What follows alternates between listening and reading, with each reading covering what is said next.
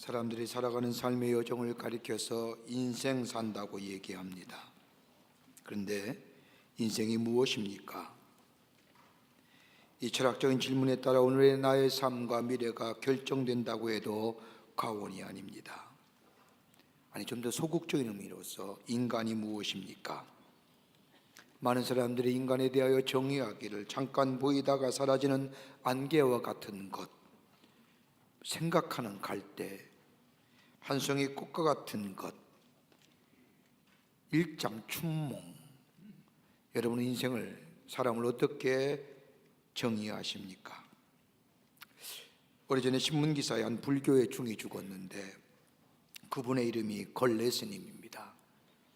자타가 걸레라고 부르는 중인데 본인 자신도 나는 걸레다라고 하고 다녔습니다. 아주 별난 분이지요. 그분이 세상을 떠나면서 마지막으로 한 말이 있습니다. 괜히 왔다 갔다. 우리 인생이 그런 인생입니까? 성경 말씀을 보면 인간에 대하여 단순하고도 명료하게 우리에게 정의합니다. 인간이란 하나님의 피조물이다. 하나님의 피조물이란 말에는 중요한 의미가 몇 가지 담겨져 있습니다. 하나님께서는 천지를 창조하시고 사람 또한 하나님께서 창조하셨습니다. 그래서 하나님의 피조물이다라는 것은 단순한 관계를 말하는 것이 아니라 이 말에는 하나님의 계심으로 내가 있고 하나님의 능력이 계셨기에 내가 살아있고 하나님의 능력과 사랑이 그리고 은혜가 있기에 내가 존재한다는 의미가 담겨져 있습니다. 그러게 내가 하나님의 피조물이라고 하는 말에는 내가 스스로 존재하는 것이 아니라 하나님이 계시기에 비로소 내가 존재한다는 겁니다. 그래서 오늘 본문의 말씀을 보면 오늘 본문의 말씀뿐만 아니라 성경 여러 곳에서 사람을 가리켜 얘기하기를 하나의 그릇이라 말합니다.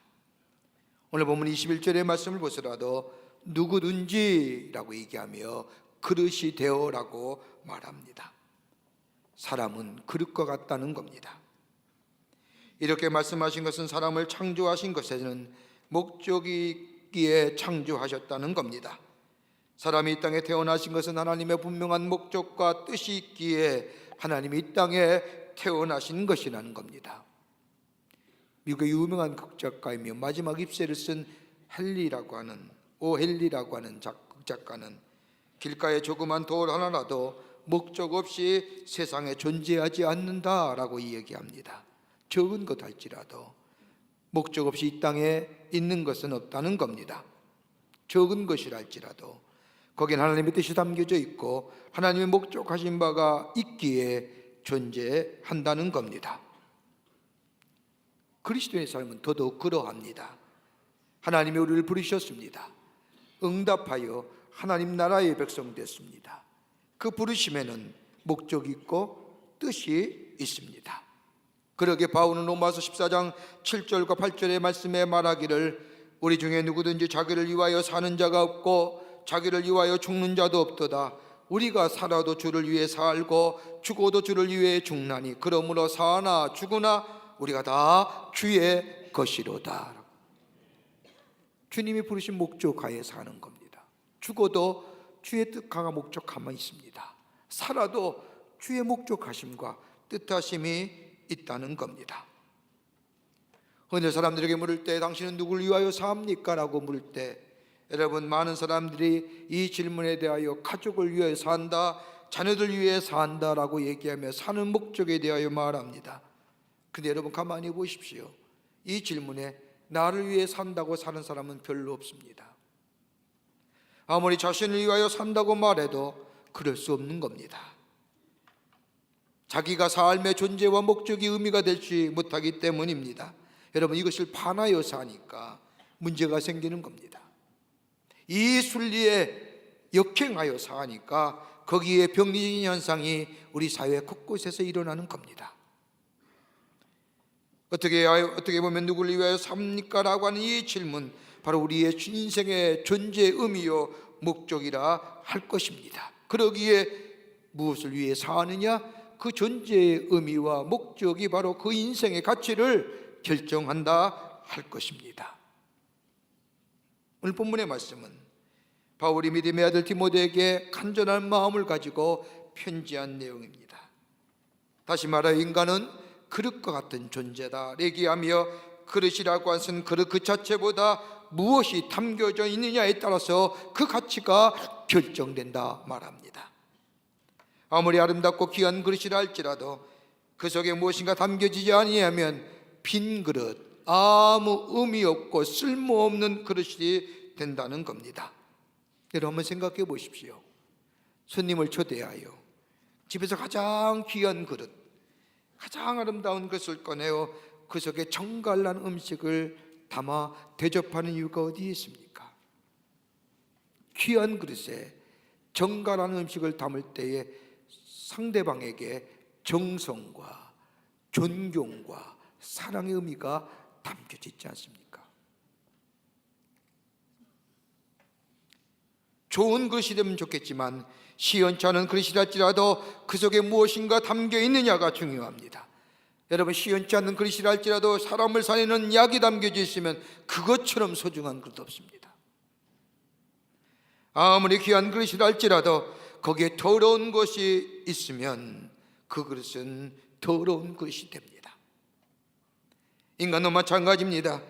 인간이라는 것, 내 인격이라는 그릇 속에 무엇이 담겨져 있느냐, 욕심과 증오와 미움과 질투와 끊임없는 시기, 이런 것이 담겨져 있으면 아무리 겉모양이 화려하고 아무리 많이 배웠다 할지라도 그 인격은 더러운 인격입니다.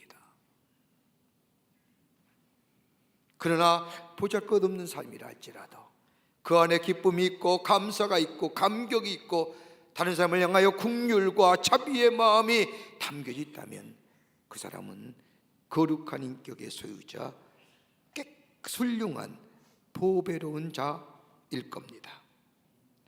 그러기에 고린도후서 4장 17절에 바울은 말하기를 우리가 이 보배를 질그릇에 가졌다고 말합니다.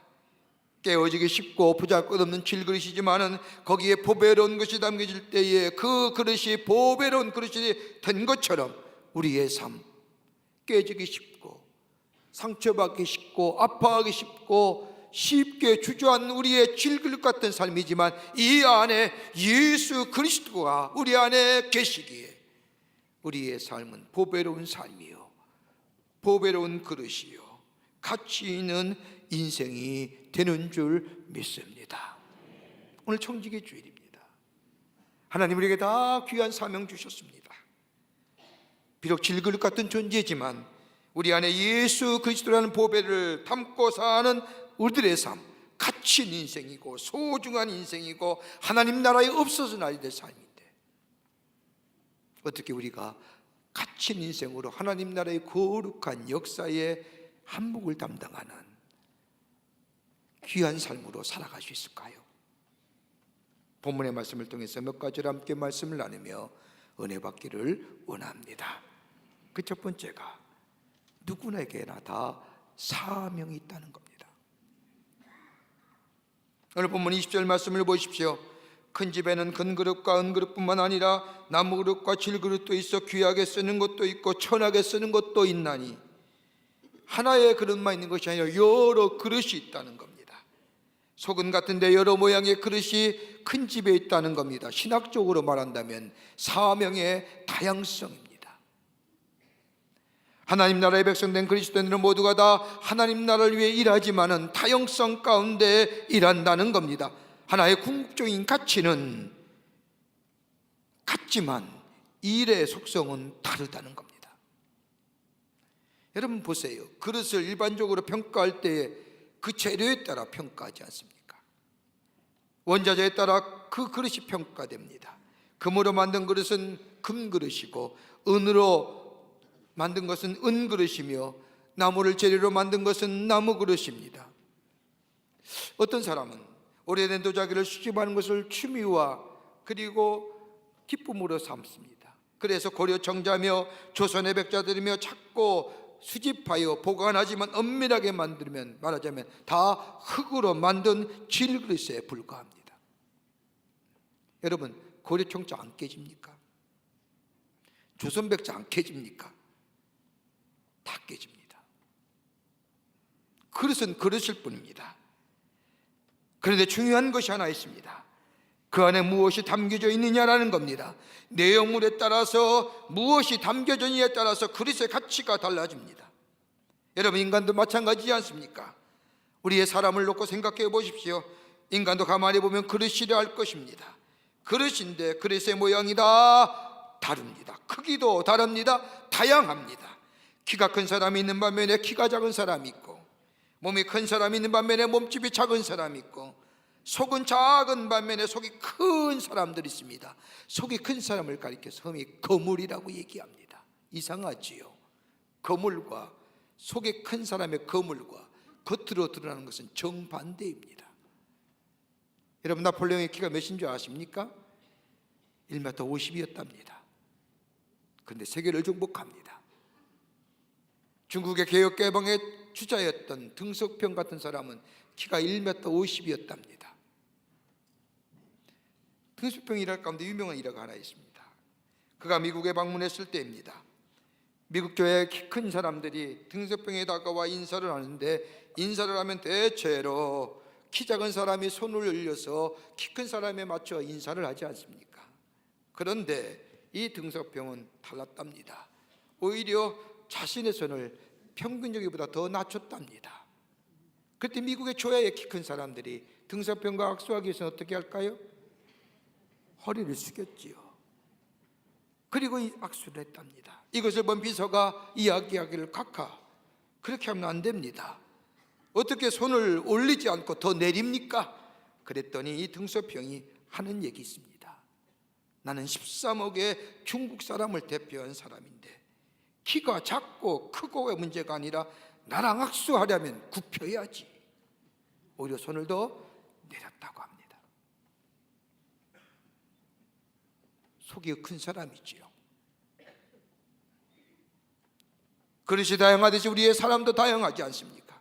신체도 다양하고 지능도 다양하고 감성도 다양하고 능력도 다양하고, 이걸 가리켜서 성경은 뭐예요?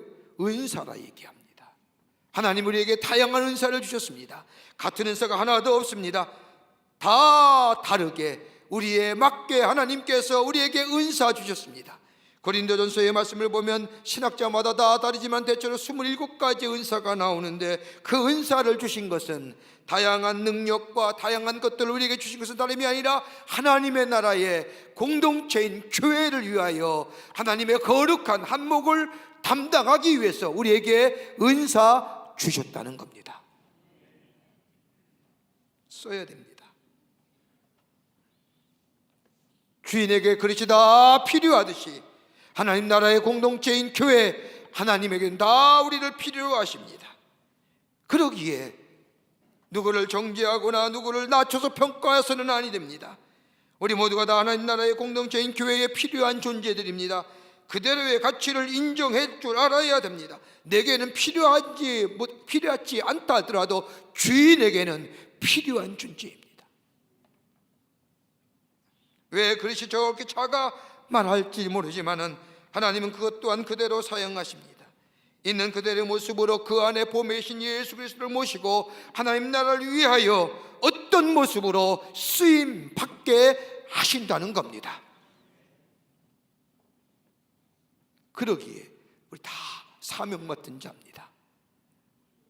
우리에게 은사 주셨습니다. 하나님의 거룩한 뜻을 이루기 위해서, 목적을 위해서 가치 있고 소중한 존재로 삼으실 뿐만 아니라 우리에게 은사 주셨는데, 이 거룩한 은사, 하나님 나라의 거룩한 공동체, 하나님 나라를 위하여 거룩한 목을 담당하는 하나님 백성들이 다 될 때에 그 그릇이 하나님 나라의 보배로운 그릇이요, 하나님이 쓰임받는 그릇이요, 거기에 하늘의 축복이 복된 인생으로 살아가는 놀라운 은혜가 임하게 될 줄 믿습니다. 두 번째는 깨끗해야 합니다. 깨끗해야 됩니다. 쓰임받은 것이 되려고 하면 깨끗해야 됩니다. 본문 21절의 말씀을 보십시오. 그러므로 누구든지 이런 것에서 자기를 깨끗하게 하면 귀히 쓰는 그릇이 되어라고 해요. 여러분, 그릇의 목적은 금그릇이냐 은그릇이 아니라 어떻게 주인에게 쓰임받느냐라는 겁니다. 여러분, 금그릇이라고 해서 귀하게 쓰임받는 거 아닙니다. 생각해 보십시오. 금그릇 마음대로 내놓습니까? 못 내놓을 겁니다. 훔쳐갈까 봐. 은그릇 여러분 마음대로 내놓습니까? 여러분 요즘에 뭐 황금돼지 떼라고 하는데, 여러분 다 돼지 갖고 계시는데 그 다른 사람에게 오늘 돼지띠야라고 보여주는 분 계십니까? 더 깊숙이 감춰놓지요. 여러분 깨끗하는 것과 여러분 깨끗할 때 주인에게 쓰임받는 거지, 그 금그릇 은그릇이 금이기에 은이기에 쓰임받는 거 아닙니다. 여러분 깨끗하는 것과 그 자체의 값은 다른 겁니다. 아무리 값 나가는 금그릇이라 할지라도 더러우면 쓸 수 없습니다. 귀한 그릇이지만은 천하게 쓸 수밖에 없다는 겁니다. 그러나 비록 천한 질그릇이라 할지라도 그릇이 깨끗하면, 주인 보시기에 합당하면 귀하게 쓰여진다는 겁니다. 이사야서 1장 15절의 말씀을 보면 이사야 선지자가 이스라엘 백성을 와여 예언하기를, 선포하기를, 너희가 손을 펼 때 내가 너의 눈을 너희에게 가리고 너희가 많이 기도할지라도 내가 듣지 아니하리니 이는 너희의 손에 피가 가득함이로라. 손에 피가 가득하다는 것은 다른 사람을 죽였다는 겁니다. 다른 사람을 해롭게 했다는 겁니다. 그러기에 손에 피가 묻혀서 더러워졌기에 너희들이 손을 펼 때에, 너희들이 많이 기도할지라도 나는 응답하지 않고 듣지 않겠도다. 무슨 얘기요? 깨끗하지 못하게. 하나님께 쓰임받아 하나님의 거룩한 역사의 안목을 담당하기 위해서는 깨끗해야 됩니다. 큰 집의 큰 그릇과 은그릇과 나무와 질그릇이 있듯이 교회 안에서의 다양한 하나님의 사람들이 있습니다. 얼굴도 다르고 능력도 다르고 성품도 다르고 사람 됨됨이도 다릅니다. 그러나 이 모든 것이 하나님 앞에 다 평등하고 유익한 사람들입니다. 다 하나님은 필요로 하십니다. 보면 어떤 사람은 적극적인 사람이 있습니다. 너무 적극적이기에 좌충우돌합니다. 문제가 있어 보입니다. 그런데 이러한 사람이 없으면 일이 안 됩니다. 또 어떤 사람 보면 얌전하고 착하고 진실합니다. 이런 분들을 보면 참으로 답답할 지경입니다. 그런데 이런 사람에게는 신중함이 있습니다. 쉽게 결정하지 못하지만 한 번 결정한 것은 바릅니다. 이렇듯 하나님의 거룩한 공동체 교회 안에서는 다 필요로 하는 사람입니다. 여러 형태의 여러 모양의 그릇들, 그러나 꼭 필요한 그릇, 주인의 쓰기에 합당한 것은 딱 한 가지의 조건밖에 없습니다. 뭐요? 깨끗해야 됩니다. 진실과 정직함이 있어야 됩니다. 의로움이 그 안에 담겨져 있어야 됩니다. 충성과 믿음과 신실함이 절대 조건입니다. 여러분 머리가 좋은 사람이 거기에 진실함이 없으면 무서운 사람 됩니다. 주먹이 센 사람 거기에 깨끗함이 없으면 문제가 일어납니다. 권력이 가진 사람이 깨끗함이 없으면 세상이 시끄럽습니다. 그러기에 쓰임받는 것은 누구를 막론하고 깨끗해야 됩니다. 마음이 깨끗해야 되고 생각이 깨끗해야 되고 동기가 깨끗해야 되고 뜻이 깨끗해야 될 때에 그 그릇이 하나님 나라에 쓰임받고 거룩한 하나님의 역사의 한몫을 담당하는 적은 부분이라도 나로 인하여 하나님 나라가 확장되는 데 쓰임받는 복된 인생 됩니다.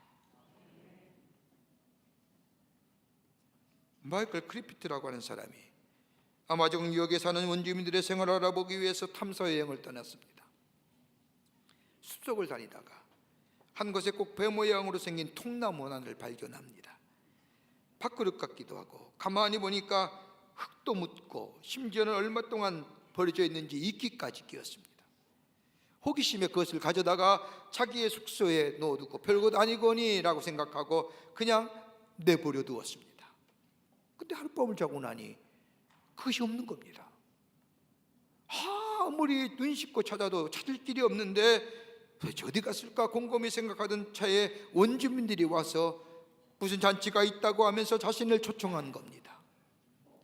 그래서 거기 가보니 지난밤에 자기가 나무통 마치 배처럼 생긴 것 별로 쓸모없을 것 같아서 그냥 내버려둔 것이 그 자리에 거기 있는 겁니다.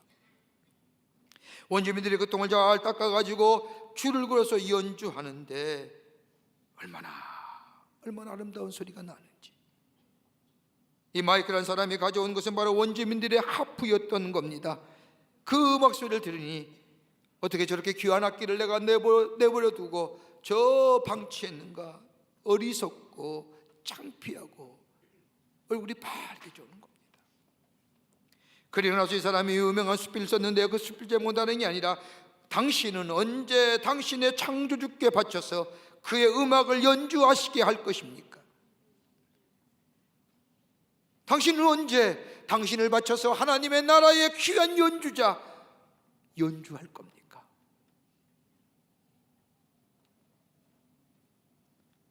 비록 질그 같은 학주산 존재지만 내가 깨끗한 모습으로 내 안에 진실과 의로움과 거룩함과 선함의 귀한 것들을 가지고 깨끗한 양심과 깨끗한 동기와 깨끗한 마음과 깨끗한 뜻을 가지고 하나님 앞에 서게 될 때에 하나님은 우리를 통하여 하나님 나라의 아름다운 음악을 연주할 뿐만 아니라 하나님의 거룩한 역사를 이 땅에 이어가는 복된 인생으로 살아가게 하시는 줄 믿습니다. 깨끗해야 됩니다. 우리 깨끗해야 됩니다. 끝으로 기쁘게 할 것들이 그 안에 담겨져 있어야 된다는 겁니다.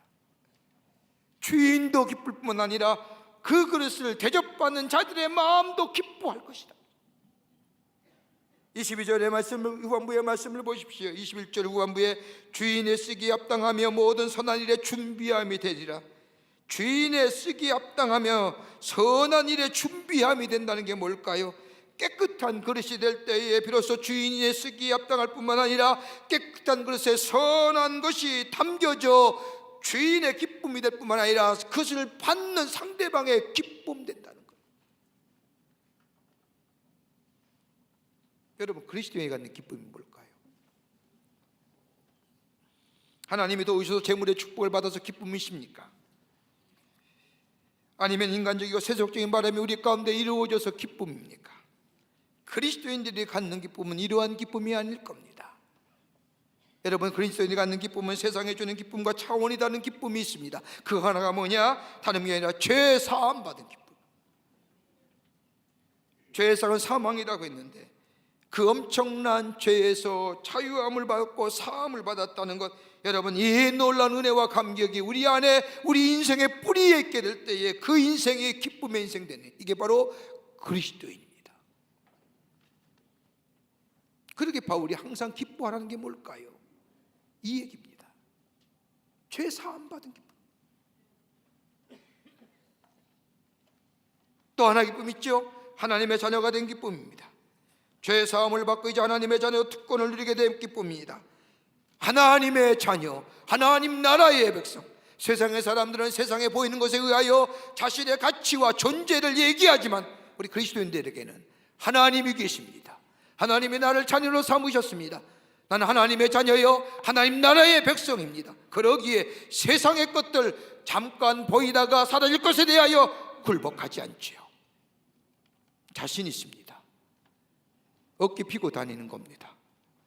보이는 것이 필요 없다 할지라도 우리 하나님이 나의 하나님 되시고 나와 동행하여 주시고 하늘의 것 영원한 가치에 있는 것을 가지고 사는 내 안에 담고 살기에 담담하고 떳떳합니다. 진실과 거룩함과 의로움과 선함이 내게 있기에 헛된 것에 굴복하지 않지요. 또 하나 있습니다. 하나님 나라 일꾼된 기쁨입니다. 하나님의 큰 사역에 내가 조금 힘이 보태는 겁니다. 그리스도께서 하시는 그 거룩한 일에 내게 참여해서 일한다는 이 보람, 이 기쁨이 내게 있습니다. 그것이 적은 일이든 그것이 큰 일이든 하나님이 내 능력에 나에 맞게 때로 나에게 훈련시키고 날 연단시키기 위해서 하나님의 사람을 더 크게 쓰시기 위해서 나를 하나님이 사용하시라. 하나님의 일꾼. 여러분, 얼마나 소중하니. 저는 지난 주간에 얼마나 제가 은혜를 받았는지 모릅니다. 한 권사님이 제 사무실에 찾아오셨습니다. 이 권사님은 다른 교회에서 신앙생활하다가 강남으로 이사 오시면서 우리 교회에 출석하시며 신앙생활 하시는 권사님이십니다. 제사장의 사무실에 찾아오시니 권사님이 건축원금 드리시다는 겁니다. 아니 권사님 무슨 말씀이세요? 뭐 본당 건축도 다 끝나고 지성전 건축도 다 끝나는데 무슨 건축원금을 드리십니까? 그랬더니 그 권사님 하시는 말씀이, 제가 이 강남에 이사 오면서 광림교회 출석하면서 다른 분들이 다 치우는 예배당에 그냥 드나들기가 왠지 떳떳하지 못해서 좋은 예배당에 무임승차하는 것 같아서 가져왔다는 거예요. 그러면서 하시는 말씀이, 이 본당을 지으면서 수많은 사람들이 하늘의 영광을 누리며 살았죠. 저도 그 길에 동참하는데 지성전들 세우는데 쓰임받기를 원하는 거예요. 여러분 얼마나 귀해요. 하나님의 거룩한 역사 한몫을 담당하는 거예요. 여러분 오늘 청지기 주일입니다. 새롭게 하나님의 거룩한 역사에 쓰임받기로 결단하는 거룩한 주일입니다. 하나님의 일을 하든지 하나님의 거룩한 일을 하고 하나님의 거룩한 역사에 한몫을 담당하는 기쁨, 여러분 이것이야말로 그리스도인이 갖는 기쁨입니다. 여러분 이 기쁨의 구체적인 행위가 뭘까요? 우리의 삶에서 구체적인 행위가 어떤 모습으로 살까요? 나타나는 걸까요? 다름이 아니라 구체적인 행위는 11조의 생활입니다. 11조는 하나님이 단순히 여러분의 10분의 1을 드리라는 것이 아니라 이 11조에는 깊은 영적이고 신앙적 의미가 담겨져 있습니다. 여러분 11조는 하나님이 우리에게 가르쳐 주시는 재정관리법입니다. 우리가 받은 모든 것의 10분의 1을 온전히 구별하여 주님을 위해 사용하는 것은 주님을 기쁘시게 할 일입니다. 주님의 귀한 일에 동참하는 겁니다. 하나님의 거룩한 백성들이 신실하고도 온전하게 11조 생활한다면 결코 물질적인 결핍이나 경제적인 어려움엔 결코 시달리지 않습니다. 왜요? 하나님 우리에게 약속하셨기 때문입니다. 이렇게 약속하시면서 이렇게 강조하신 11조가 어떤 의미가 있기에 그랬을까요? 여러분 다름이 아니라 11조 생활은 하나님이 우리로 하여금 창조주의 권리를 기억하기 위해서 만드신 하나님의 말씀입니다. 우리 하나님은 하나님은 우리의 존경받으시기를 원하시며 그것을 표현하는 방식으로 소득의 10분의 1을 바치도록 정하신 겁니다. 10분의 1 드림으로 말미암아 우리의 모든 것의 주인은 하나님이시며 하나님 우리에게 자비를 베풀고 능력을 베풀어서 우리에게 주셨다는 사실을 인정하게끔 만드는 것이 11조입니다.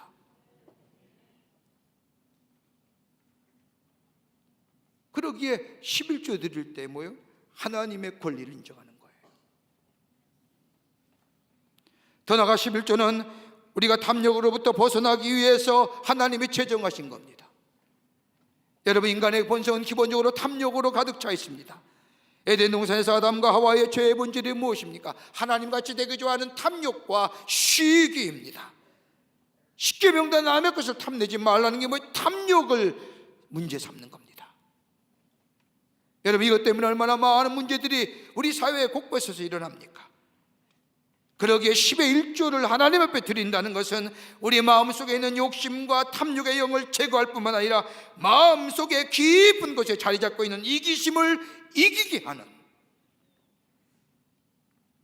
우리에게도 유익하고 복된 겁니다. 또 하나 있습니다. 11조는 우리의 믿음을 점검하는 겁니다. 11조를 드려서 믿음이 좋은 게 아니라 11조를 드림으로 있어서 우리의 믿음이 점검되는 겁니다. 여러분 신앙 고백할 때 우리가 얼마나 언제 고백할까? 우리의 미래와 세상의 모든 나의 삶 하나님의 뜻에 맡깁니다. 하나님의 뜻에 온전히 맡기고 순종합니다 라고 얘기합니다. 그런데 가장 큰 문제는 뭐예요? 이렇게 고백하며 얘기하며 가장 큰 문제는 물질만은 제외라고 얘기합니다. 우리의 모든 것은 다 맡긴다고 하면서도요, 물질은 예외로 합니다. 소득의 10분의 1조차 하나님 앞에 맡기지 못한다고 한다면 믿음의 모습이 아닙니다. 그러기에 11조를 하나님 앞에 드릴 수 있는 믿음은 하나님이 기뻐하신 믿음이고 온전한 믿음이고, 여기서부터 우리의 믿음이 출발되는 겁니다. 왜요? 하나님을 신뢰하기 때문에요. 우리의 믿음이기 때문에요. 흔히들 세상에서 말하는 것처럼, 아니 우리의 신앙에서 말하는 것처럼 우리의 믿음 생활이 잘려면 우선순위를 바로 정하라고 하는데, 여러분 그리스도인의 우선순위가 무엇입니까? 하나님입니다. 그 하나님이 상투적으로 일상적으로 그냥 하나님이십니까? 아니잖아요. 들려온 하나님의 말씀에 대하여 순종하며 사는 것이 우리의 그리스도인의 삶의 우선순위의 첫 번째 프라이드입니다. 그 말씀이 뭐예요? 순종하는 거예요. 온전한 11조의 생활하면서 소득의 10분의 1을 온전하게 드리게 될 때에 하나님을 향한 신뢰의 모습뿐만 아니라 이것이 우리의 믿음이고, 우리의 믿음이 하나님께 향하고 있느냐를 가늠하는 척도입니다.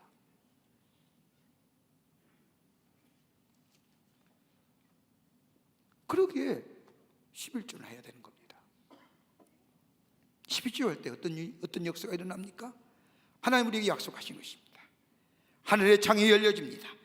창세기 7장 11절의 말씀처럼 노아의 홍수 때 하늘의 창문이 열리면서 비가 쏟아졌다는 얘기처럼, 하나님께서 마치 노아의 홍수 때 하늘의 문이 열려져 비가 홍수같이 쏟아진 것처럼 우리의 삶 속에, 인생의 삶 속에 하나님의 축복을 쏟아부어 주신다는 겁니다. 왜 이걸 놓치십니까? 왜 이걸 놓치십니까? 이 땅에서 일시적인 축복을만 말하는 것이 아닙니다. 영혼과 현재와 내세의 영원한 축복이죠. 여러분 흔히들 세계의 부자를 가리켜서 록펠러라고 얘기하죠. 여러분 록펠러보다 더 많은 부자를 소유한 사람 지금 얼마나 많습니까? 알리바바라든지 이런 사람들 우리 록펠러보다 더 많습니다. 그런데 여러분 그분들의 재산이 견고한 재산입니까? 주식에 의해서 출렁거리잖아요. 주식의 가격이 폭락하면 저들의 재산이 순식간에 몇 조가 사라집니다. 올라가면 몇 도가 폭등하지요. 여러분 그게 안정된 재산일까요? 그건 내 거 아니잖아요. 록펠러는요 안정된 재산이에요. 그가 살아있을 때에 자신의 가문이 부자가 된 이유를 자신이 다니는 교회 목사님에게 간증 겸 얘기했다는 겁니다. 그에 의하면 우리 유상이 어느 회사에 입사하여 일할 때 첫 월급 5달러를 받았는데 거기에 50센트를 툭 끼워서 11조를 바쳤다는 겁니다. 이것이 자기 가문의, 록펠러 가문의 축복을 받는 비결이 됐다는 거예요. 지금도 얼마 전에 책에 의하면 지금도 록펠러 재단에 11조의 재단이 있다는 겁니다. 그거 가지고 뭐예요? 선한이라는 거예요. 주의 사업을 한 거예요. 하나님 나라가 확장되는 거예요. 그랬더니 록펠러가 망했다는 얘기 들었습니까? 여러분 록펠러가 무너졌다는 얘기 들었습니까? 다른 사람은 무너지고 다른 사람은 넘어지고 사라졌다고 얘기했지만 록펠러는 남아. 지금도 저 뉴욕 맨하탄 막 끝자리에 리버사이드 처치 그 볼 때마다 그 록펠러가 세운 겁니다.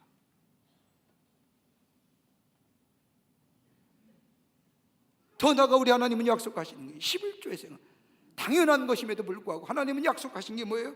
충분히 채우고도 넘치는 복을 주시겠다는 거예요. 말라기 3장 10절의 후반부의 말씀을 보면 복을 쌓을 것이 없도록 붙지 아니하나 보라. 여러분 이스라엘 백성의 진정한 부흥이 어디서부터 시작된 줄 아십니까? 구약의 말씀을 보면 이스라엘의 진정한 부흥은 하나님 앞에 전에 나와서 제물 드릴 때부터 이스라엘의 부흥의 역사가 시작한 거예요. 히스기야의 영적 부흥을 보십시오. 이스라엘 백성의 새로운 부흥의 역사를 일으켰던 히스기야는 그 첫 번째 하는 것이 뭡니까? 다름이 아니라 11조의 회복입니다. 11조가 회복되니 하나님이 이스라엘의 부흥의 역사를 허락해 주시고 그들의 소유가 충분한 것에 그치지 않고 충분한 것보다 더 많이 남을 정도로 저들에게 허락하셨던 것을 보게 됩니다. 부흥 원하세요? 온전한 11조 드리세요. 그러기에 고린도후서 9장 6절과 7절의 말씀을 보면 이것이 곧 적게 심는 자는 적게 거두고 많이 심는 자는 많이 거둔다는 말이로다. 각각 그 마음이 정한 대로 할 것이요 인색함이나 억지로 하지 말지니 하나님은 즐겨내는 자를 사랑하시느니라. 이 모든 은혜를 넘치게 하시나니 이는 너희로 모든 일이 항상 모든 것이 넉넉하여 모든 착한 일을 넘치게 하려 하심이니라. 기쁨으로요, 믿음의 모습으로, 온전한 신뢰의 모습으로, 깨끗한 마음으로, 순종하는 마음으로 11주의 생활, 하나님이 그 삶에 깨끗 존귀하게 보배로운 그릇으로 하나님 나라에 사용할 뿐만 아니라 그의 삶 속에 넘치는 하늘의 축복으로 약속하신 대로 허락하여 주실 줄을 믿습니다. 주인 기쁘게 하자고요. 주인 기쁘게 하자고요. 주인 기쁠 때 우리에게 넘치는 축복이 임합니다. 이런 귀한 청지기의 삶을 살아가시는 여러분과 저와 되시기를 주의 이름으로 축원합니다. 하나님 감사합니다. 주께서 저희들 사랑하여 주셔서 하나님의 백성 삼으셨는데 주님, 주의 말씀에 순종하여 보배로운 그릇 되어 주인에게 쓰임받을 뿐만 아니라 다른 사람의 기쁨이 되는 저희들 되게 하여 주시옵소서. 하나님 나라의 거룩한 역사에 한몫을 담당하는 하나님 사람들로 이 땅에 존귀하고 보배로운 자로 갇힌 인생으로 살아가도록 성령께서 역사하여 주시옵소서. 감사하오며 예수님의 이름으로 기도하옵나이다. 아멘.